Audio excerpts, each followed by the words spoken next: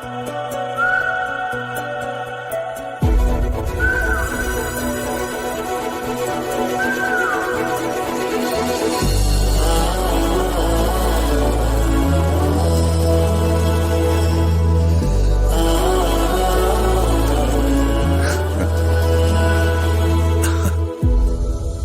രാജു, എന്താ ഇങ്ങനെ തനിയെ ചിരിക്കുന്നത്?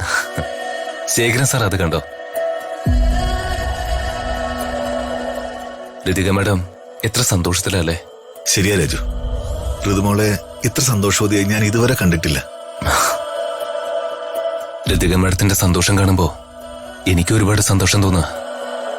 പക്ഷേ മാഡത്തിന്റെ സന്തോഷം ഇനി അധിക സമയം കാണില്ല എന്ന് ഓർക്കുമ്പോഴാ എനിക്ക് വിഷമം.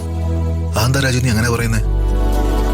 പിറന്നാൾ ആഘോഷം മാത്രമല്ല, വിവാഹ നിശ്ചയം കൂടിയാണ് ഇന്ന് ഇവിടെ നടക്കാൻ പോകുന്നതെന്ന് ലതികമ്മയുടെ ഉടനെ മനസ്സിലാക്കും.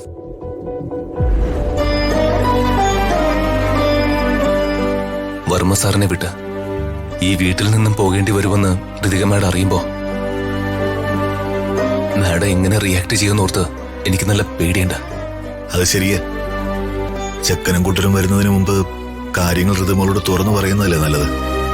നിശ്ചയത്തെക്കുറിച്ച് അവരുടെ മുന്നിൽ വെച്ചറിയുമ്പോ ഋതുമോള് പ്രശ്നമുണ്ടാക്കി വിവാഹത്തിന് താല്പര്യമില്ലെന്നങ്ങനെ പറഞ്ഞാല്?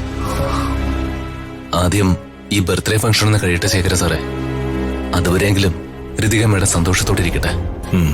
അതെ, അതും ശരിയാ. അവളുടെ ചിരി കണ്ടില്ല അമ്മേ? പിറന്നാൾ ആഘോഷത്തിന്റെ സന്തോഷത്തിൽ മറന്ന് നിൽക്കാണ് അവള്.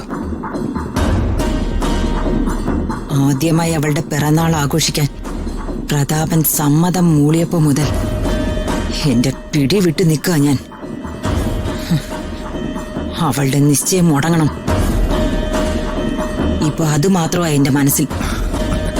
അതിന് വേണ്ടത് ഞാൻ ചെയ്തിട്ടുണ്ടമ്മേ.